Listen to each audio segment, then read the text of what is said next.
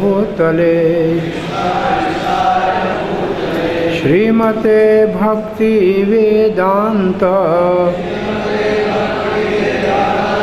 स्वामिनिति नामिने। नमस्ते सरस्वती देवे गौरवाणी प्रचारिणे निर्विशेष शून्यवादी पाश्चात्य देश तारिणे। ओम नमो भगवते वासुदेवाय।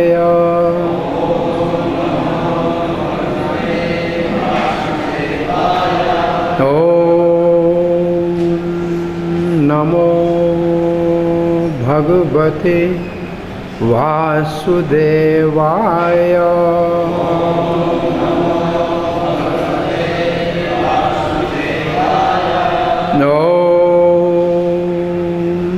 नमो भगवते वासुदेवाय।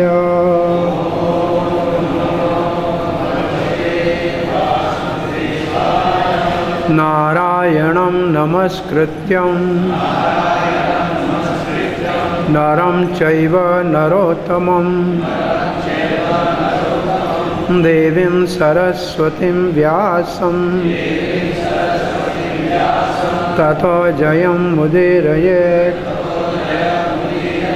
नष्टप्रायेषु भद्रेषु नित्यं भागवत सेवया भगवती उत्तम श्लोके भक्तिर्भवति नैष्टिकी। कृष्णाय वासुदेवाय देवकी नंदनाय च नंदगोपकुमाराय गोविंदाय नमो नमः। नमो महावदन्याय कृष्ण प्रेम प्रदायते। कृष्णाय कृष्ण चैतन्य नामनि गौरात्विषे नमः। जय श्री कृष्ण चैतन्य प्रभु नित्यानंद श्री अद्वैत गदाधर शिवासादि गौर भक्त वृंदा। हरे Krishna Krishna Krishna Hare Hare Hare Ram Ram Ram Hare Hare. Hare Krishna. You are all welcome at Krishna Balaram Temple, ISKCON, Vrindavan for morning Bhagavatam class. We are discussing 5th canto of Srimad Bhagavatam. This 5th canto of Srimad Bhagavatam have 26 chapters. First 15 chapter describe the descendant of son of Swayambhu Manu Priyavarta. In 4th canto, we have the descendant of son of Swayambhu Manu, Uttanpad Dhruva Maharaj, then Prithu Maharaj. Here we have Priyavarta, then Agnidhar, then Nabhi, and Nabhi's son Rishabdev, which is the incarnation of Supreme Lord. And Rishabdev has 100 sons. The elder one is Maharaj Bharata. Out of these 100 sons, interestingly, 9 become the renunciant Yogendra, now Yogendra. 81, they become the Karamkandi Brahmans. And the 10 remaining become the ruler, Kshatriya. So this is one interesting thing to know. One father has sons, and some of them are Brahman, some of them are Kshatriya, and some of them are renunciate in a renounced order. So this is according to the qualification, not according to the birth. So Maharaj Bharat was, and then Maharaj Rishabdev's, King Rishabdev's teaching to 100 son is very interesting subject matter of 5th canto of Srimad Bhagavatam. And with all 100 sons in the assembly of Rishis, Rishabdev pointed to Maharaj Bharata and spoke something which is for whole Bharata Varsha, because this whole planet Earth surrounded by the salty ocean is called Bharata Varsha. And the piece of the land which is in the region of Himalaya is called Bharata Khanda.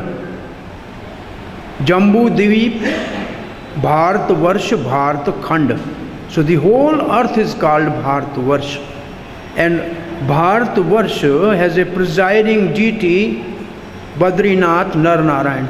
Narayan is a presiding deity of Bharata Varsha.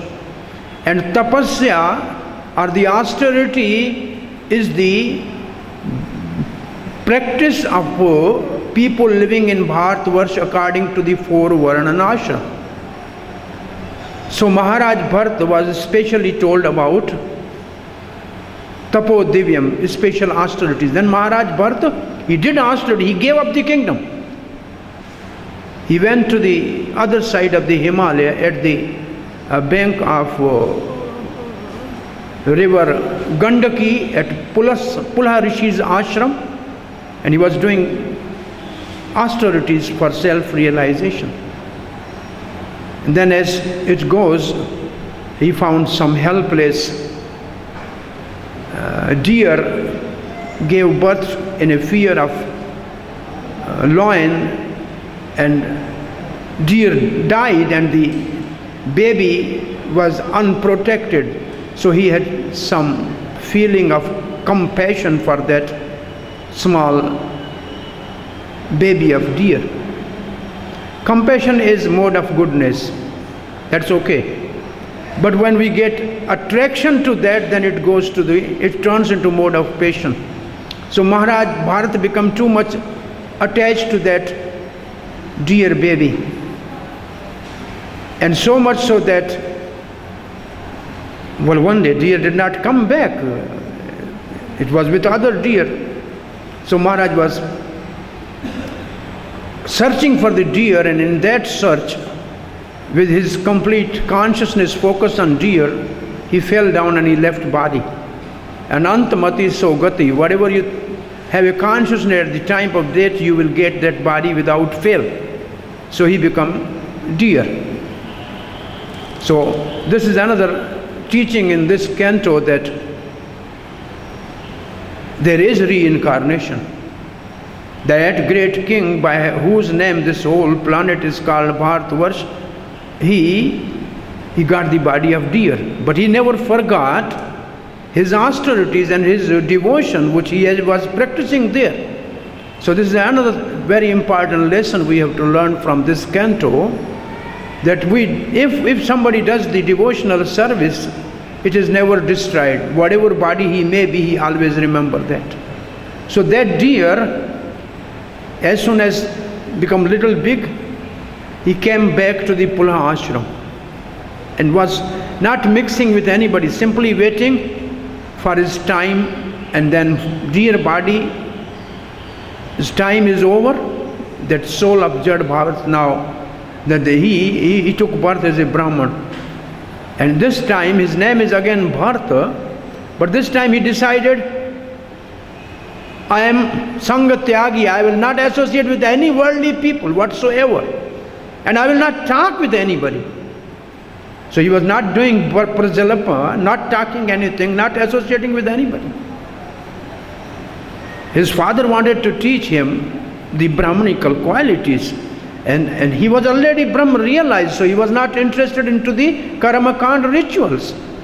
So they were considering him, he is like a Jada. Jada means he is like like a pillar, like a table. He is just like matter, and he was beyond bodily concept. So then people were just, after his father's death, they were not treating him properly. They gave him to herd the cows, and he was always in his own bhajan, in his own sadhan. But anyway, they were giving him whatever, the oil cake or burned rice he was eating, that's okay. And then he was taken by the leader of the thieves to the Kali temple for sacrifice, and surprisingly Kali came out from the deity. So another teaching is that these deities are not stone. If there is somebody who is a devotee of the god, the deity manifests. And that Kali deity came out. Kali, the Mother Durga, came out of the deity, killed the leader of the thieves, and protected the great devotee Jadbharata. And then one day, this is the chapter we are discussing, one day this Jadbharata was sitting there in his own ananda, in his own bliss, and king of Sindh and Sower. I think Sower means Saurashtra, because Sindh is connected with Swarashtra, which is the part of the Gujarat and Kutch. Part of the Kutch is called Swarashtra. So Sindh, at one time this was a one country. Sindh and Sower king, his name was Rahugan. Rahugan, he was a qualified person. He was very much interested in sadhu sangha, and he decided to go to get a transcendental knowledge from Kapil Dev to Ganga Sagar. Ganga Sagar means the place which is right now in Bengal, where the river Ganges meet the ocean, and there is a ashram of Kapil Dev, the son of Devhuti, the Siddha. Siddhanam Kapilo Asmi. Sri Krishna says Kapil is a incarnation of the Supreme Lord for giving the transcendental knowledge. So king was going there to meet Kapil Dev and have a satsang to get transcendental knowledge. But he was going in a palanquin. This is not right thing. When you go for transcendental knowledge, go really as a humble person, not as a king. So somehow he was carried by 4 palanquin carriers, and one of them somehow was missing, or they wanted some extra one for the long journey, and they were looking for, and then found this young, healthy, powerful person. Jadbharata caught hold of him. He said, "Come here." He said, "Yeah, all right. You have to carry palanquin." "Okay." Not talking. And he was put as a one of the carriers. Now king is sitting on, and 4 carriers are going with a synchronized movement. They are like 4 legs of a horse. They have to go in synchronized. If anybody have a little mismatch, then the palanquin really shake like anything, and the person sitting in the palanquin, he become fearful of falling. Anybody has traveled in palanquin in Himalayas? No?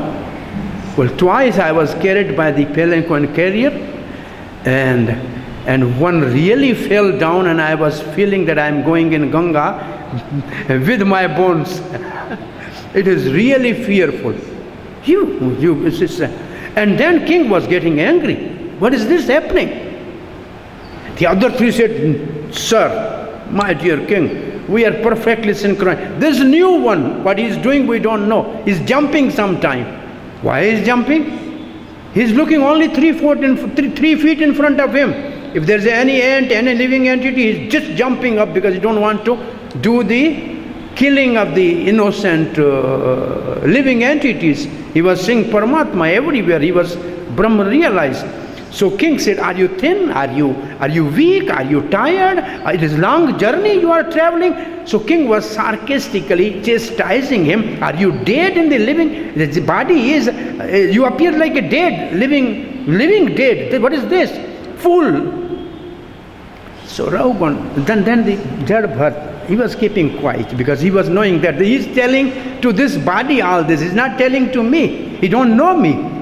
He's telling this body, thin, body, fat. He's saying, I am tired. Body is tired. Why the soul is never tired?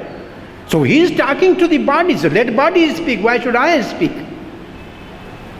You know, once some person, he was saintly person like Jad Bharat. He went, because he was hungry somehow, so there was some party, so he went there. And they chased him out. Get out, get out. How can you come in this posh people's party? So he went out. He hired some nice 3-piece pant and tie. And again he came there. And they said, please come, sir. Please take nice person.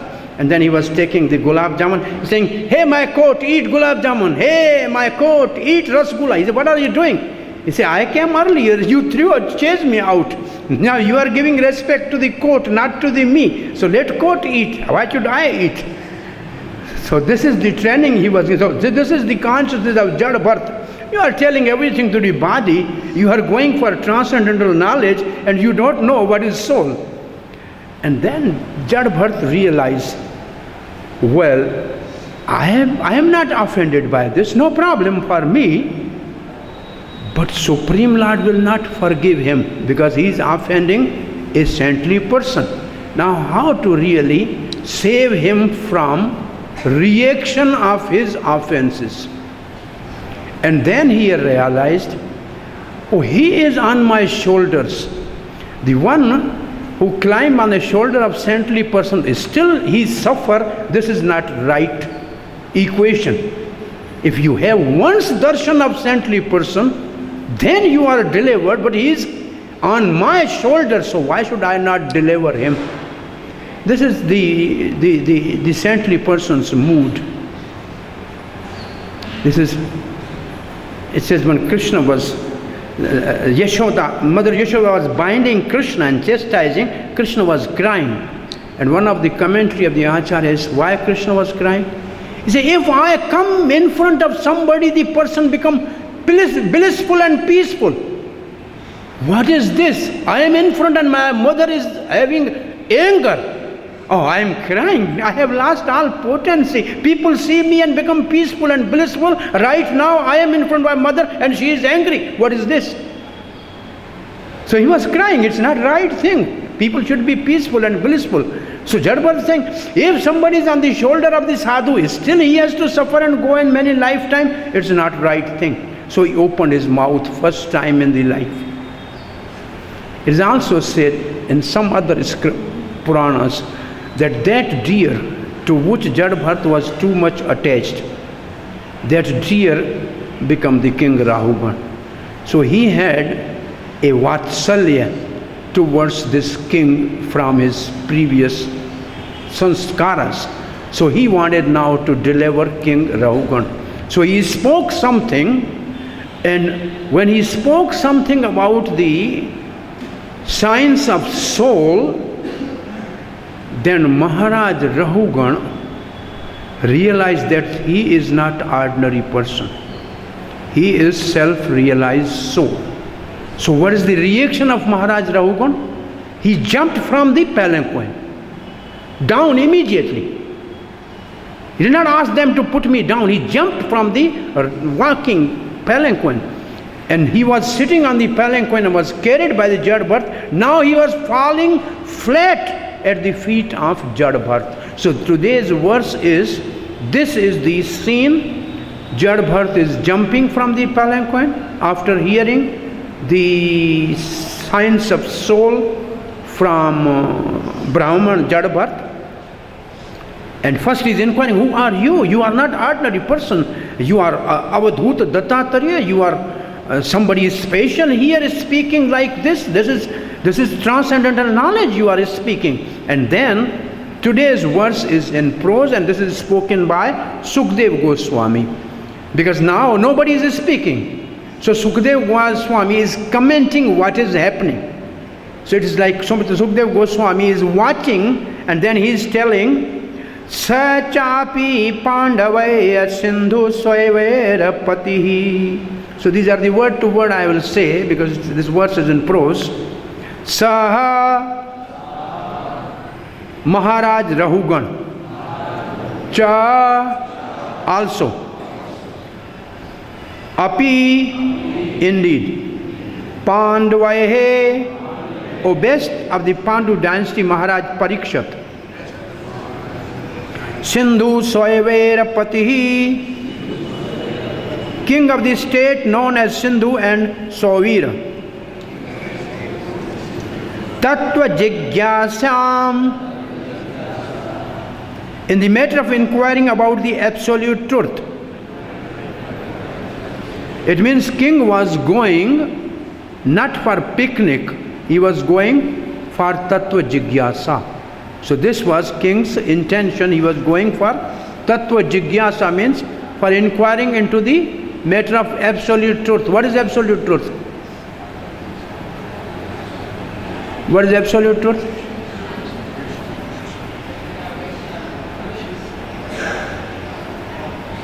Prabhupada always speak Krishna as absolute truth. He never says Krishna God. He says Krishna is absolute truth, Supreme Personality of Godhead. Absolute truth means Supreme Lord with all his energies, inclusive of all energies. Internal potency, marginal potency, and external potency. This is all, the both spiritual and material world are included into the absolute truth. There's nothing out of the absolute. It's summum bonum, it's everything. That's called absolute truth. So Krishna is everything. If you really want to see the absolute truth, then go and refer 1st Canto 7th chapter when Vyasadeva is seeing absolute truth in his meditation. He saw Purana Purusha, complete personality with all his energies, his internal energy, behind him his external energy Maya, that was under full control of the Supreme Lord, and behind the external energy were all the living entities, the marginal energies, completely in grip of Maya. That is called absolute truth. Purana Purusha. And who is Purana Purusha? Krishna is Purana Purusha. He is Param Satya. Satyam Param. Param means supreme. Satya means truth. So he is absolute truth, inclusive of all his energies. So Tattva Jigyasa, Tattva means absolute truth. Jigyasa means inquiry. So king was going for that purpose. So his intention was very good. But because he was king, therefore he had a passion. King cannot be without mode of passion. He has to have a passion. So because of that passion he become angry, because this is the part of the king. This is a part of the king. So now it is said Jad Bharat is merciful to all. He was merciful to the people who were in a mode of passion. His relatives, his neighbors, they were every day having darshan of Jad Bharat. And because of that, they also got blessing of Jad Bharat. They were feeding him somehow. Even the people in mode of ignorance, like the head of the dacoits, he was fortunate enough to have a darshan. Even after having a bad treatment of Jad, he had a darshan of Jad Bharat. And he saw the Mother Kali, Durga, with his own eyes. So he is also blessed. By the next life he will also be delivered. This is the commentary by Vishwanath Chakravarti Thakur. And now Jad Bharat is delivering the personality in mode of goodness, Tattva Jigyasa. He is going for inquiring into the absolute truth. And now he is going to bestow his mercy on King Rahugan. So he is Brahma realized. He is equal vision. He is giving mercy to the people in mode of ignorance, like the leader of the dacoit. He is giving mercy to the people in mode of passion, like his relatives and neighbors. He was giving mercy to person in mode of goodness, the King Rahugan. This is the opening page of Vishwanath Chakravarti's Thakur's commentary, that this is the Rahugan who is equal to all and he is blessing everybody. So he is going for what purpose? Tattva Jigyasa. Next word is Samyak Shardhaya. Samayak Shardhaya से By faith consisting of complete control of senses and mind. Samyak Sardhaya. So he was going there for the inquiry, and he has a full faith consisting of complete control of sense and mind. Adhikirta adhikaraha. This is the only word which is translated by Vishwanath Chakravarti Thakur. Adhikirta adhikara, which means who attend the proper qualification. So Rahugan Maharaj now has a qualification to receive the transcendental science of Krishna consciousness from Jadabhat. He qualified himself by being humble, by recognizing the saintly person who appears to be fire covered by ashes. He is not easily recognizable saintly person, but now he become qualified. He has adhikar. Now he is eligible for receiving knowledge. Somebody has to be eligible. There was one saintly person, he used to go every day to beg, and one Mataji used to give every day some alms. And every day Mataji said, give me tattva jigyasa, I want to know about absolute truth. He said, tomorrow. One day she said, no, tomorrow you has to give. Okay. So when Sadhu came, he has his bowl for bhiksha, for alms. So today Mataji said, you come inside and take prasad here. I have nice sweet rice, everything, put everything, camphor and what is called the yellow thing, saffron, and it's pista and everything, nice nuts. Oh, okay, all right. So he got his bowl and put a cow dung and some stone in the bowl and said, put inside your sweet rice. He said, well, how can I put so nice sweet rice in your dirty bowl with cow dung and stones? No, you put, what is the problem? He said, I cannot put this inside. Then the saintly person said, in your mind there is more than cow dung and useless things. How can I put my transcendental knowledge in your rusted and filthy brain? First you be eligible. So here he become eligible. His all passion has gone. His all ignorance is gone. Now he realized that I am face to face, fortunately, with the saintly person. So this is the adhikrit adhikara. Now the king Rahugan has become immediately eligible, qualified to receive knowledge. The next word is tat, that, hirdaya granthi. Another word, hirdaya granthi. Hirdaya granthi. Hirdaya means within the heart. Granthi means knot. The knot in the heart of the king Rahugan was untied. And what is this knot? What is the hirdaya granthi? This word in first canto of Srimad Bhagavatam, as a process of devotional service. When we hear Bhagavatam, then all the unwanted things, the anarthas, they disappear almost, and the mode of passion and mode of ignorance disappear. Then one is situated in mode of goodness, and then from mode of goodness he advances into the Vishuddha Sattva. At that time, Hirdaya Granthi Chindyanti, all the knots in the heart become untied. And what is that knot in the heart? Anybody knows what is the knot in the heart? Huh? Pride, very good. Ahankar, ego is the knot in the heart. I, mine. Ego is the only one single factor that brings the soul in this material world. Ego is the Hridaya Granthi. You have seen tractor and trolley? Tractor and trolley? Who carries the load? Trolley. Who pulls the whole load? Tractor. But trolley thinks I am carrying everything. What is that which connects the tractor and trolley? One small hook. One small hook connect the trolley with the tractor. And then trolley is carrying all the load, though tractor is having all power. So soul is like having all powerful and blissful. But the hook of this ego has tied him with this big trolley of the body.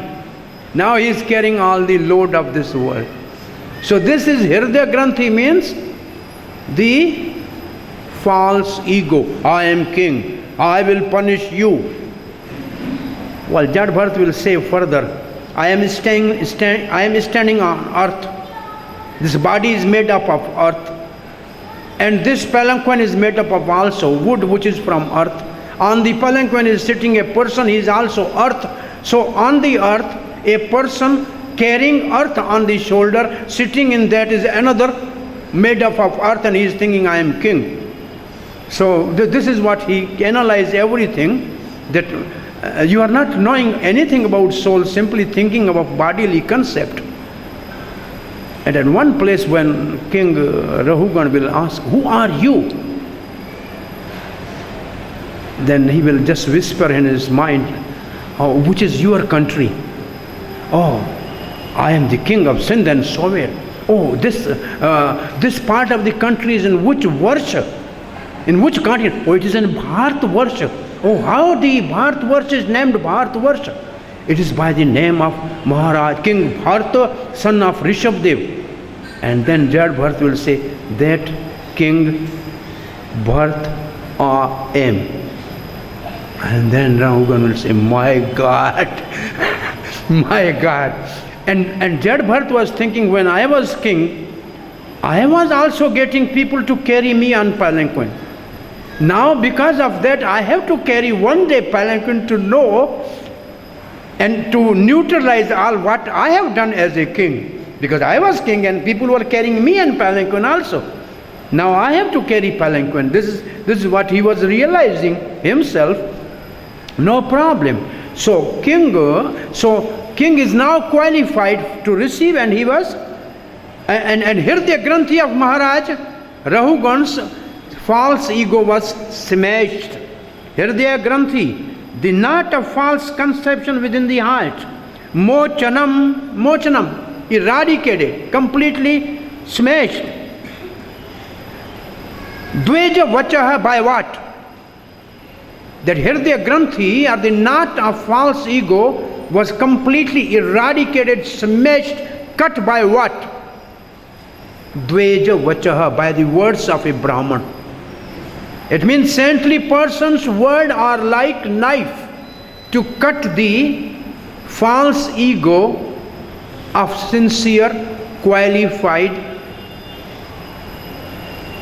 student. So sadhu is not for manoranjan. Sadhu is not for giving some cheap things for your mind's satisfaction. He is tough and having a knife in his hand to cut the false ego, and he chastises and he really smashes the ego, and therefore we can see this in another sadhu in Bhagavatam, Vidur, when after self-realization after self-realization at the feet of Maitra Rishi, he came back into Hastinapur, and in the night he was using the sharp knives to cut the ego of King Dhritarashtra.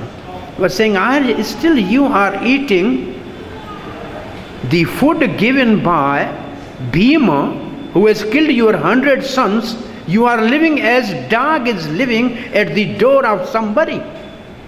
Get out from here. These are the words. So there it says, sadhu is for waking us up from the slumber of Maya.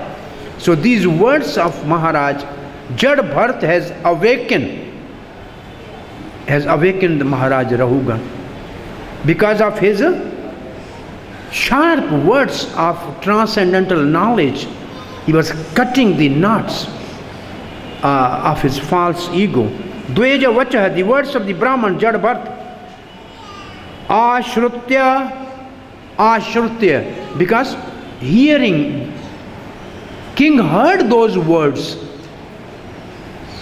Generally, we are so much in mode of patience, somebody gives good advice, we don't hear. Therefore, in devotional service, the first ang of bhakti is Shravanam. Hearing. Please hear. Hear and again hear. And Srila Prabhupada has instituted morning Bhagavatam class, hearing, yes, without fail. It is the first tonic in the day for the devotees to be immune from the onslaught of Maya at least till 7 o'clock in the evening. Then he should get the another dose of Bhagavad Gita to go for 2 more years, about 2 more hours. Because that is the worst time in the evening for sense gratification. If you hear from sadhu, from Bhagavad Gita, that you are not soul, you are not body, you are soul, then you will come to the platform of soul. And then you may not have bad dreams. So read Krishna book, the Supreme Personality of the Godhead, and have a beautiful dream of Krishna's pastime. So Prabhupada has given 3, say morning breakfast, and then good evening dinner, and then nice elixir of milk for the mind and soul Krishna book. If we follow this simple procedure, then we will be saved from the Maya. Hearing, hearing and hearing. So he heard patiently, and therefore what he was hearing? Bahu yoga grantha samatvam. He was speaking, Jad Bharat was speaking Bahu yoga grantha samatvam. Bahu means many, Grantha means scriptures, Yoga means about yoga, like Bhagavad Gita is called Yoga Shastra. It's called Yoga Shastra. All those scriptures which teaches the science of relationship of soul with Supreme Lord is called Yoga Shastra. And Samatvam, he was completely knowing all, and he was speaking based on the Shastra. He was speaking so approved by all yogic process and their scriptures. He was speaking realized thing from the scripture of the yoga. Tovaraya, very hastily, Tovaraya, king, after hearing this, very hastily, Avaroya, getting down from the palanquin, jumped down, and then Sirsa, with his head, Pada Moolam, at the lotus feet of Jad Bharat. Pada Moolam, Pada means foot, Moolam means the sole of the foot. So he was surrendering. There are 2 ways of surrender. One is holding the ankle. It's called parpana. Holding the ankle is called parpana, is a first stage of surrender, in which your force is holding. So somebody wants, he is powerful, he can shake you away and get his foot free. This type of surrender is called monkey carried by the baby monkey carried by the mother monkey. It is the monkey holding the mother monkey, not the mother is holding the child. So it's very strong, but even sometime the monkey can fall if the she monkey, the baby mother monkey jumps quickly, or else the baby monkey can also go to eat some banana. But the other Sharanagati is called Sharanagati, not Parpana, Sharanagati, which means putting oneself under the dust of lotus feet of saintly person. This is exemplified by cat carrying the kitten. So here cat is carrying. The strength is of the mother, not of the child. So Sharanagati means it is the mercy of the saintly person. Last instruction of Jad Bharat is only one way. Mahat Pad Raj Abhishekam. Only by taking the bath in the dust of from the lotus feet of saintly person, one can be self-realized. There is no way, no way and no way. So here it means king was surrendering himself. Pada Moolam means he was surrendering himself at the lotus feet of Jad Bharat. At the lotus feet. Upashritaha, falling down flat. Upashrita, he was just doing Dandavat Pranam.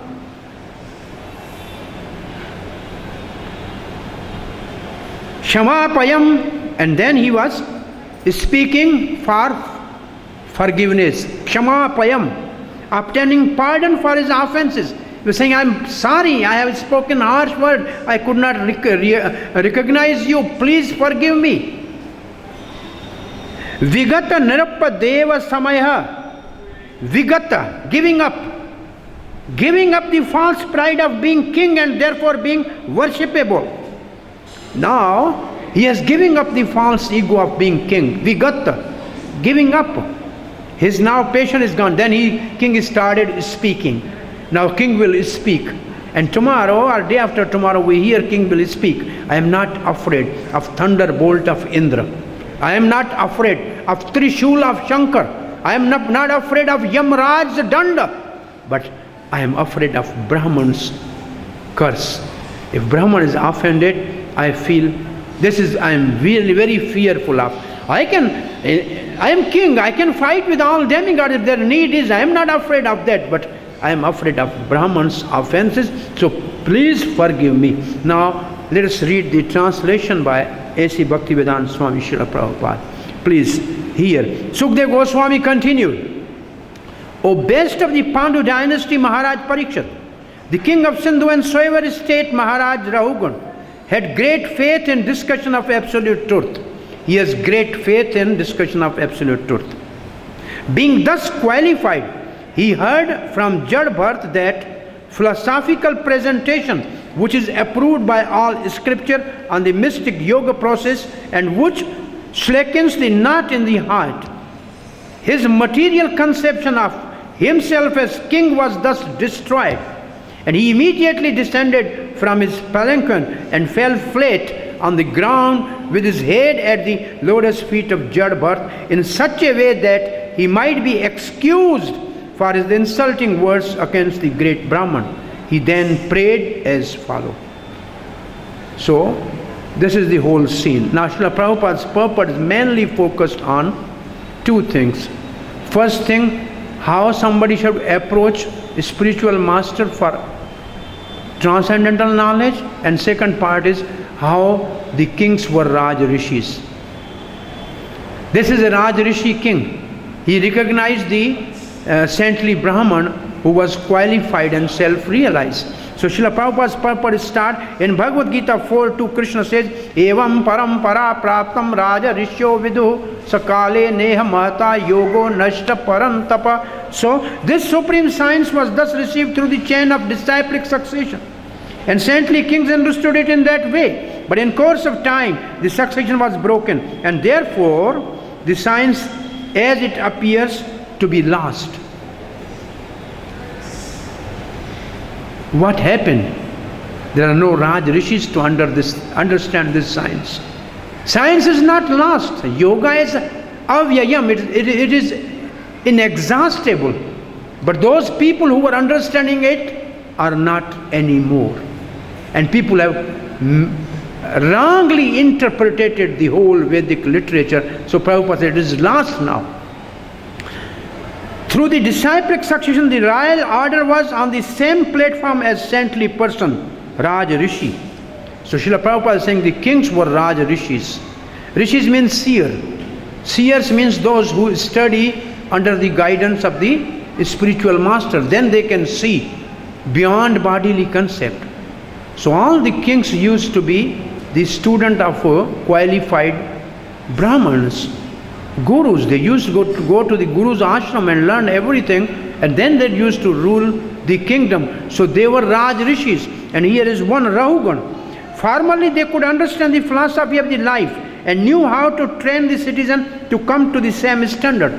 Previously king was qualified and they used to train their citizen on the path back to home, back to Godhead. This was there because Prabhupada is speaking this because this is the teaching of Rishabdev. King cannot be a king if he cannot take his citizen back home, back to Godhead, free from birth and death. No spiritual master should accept disciple if he is not able to deliver him back to home, back to God. No husband should accept wife if he is not able to break the chain of birth.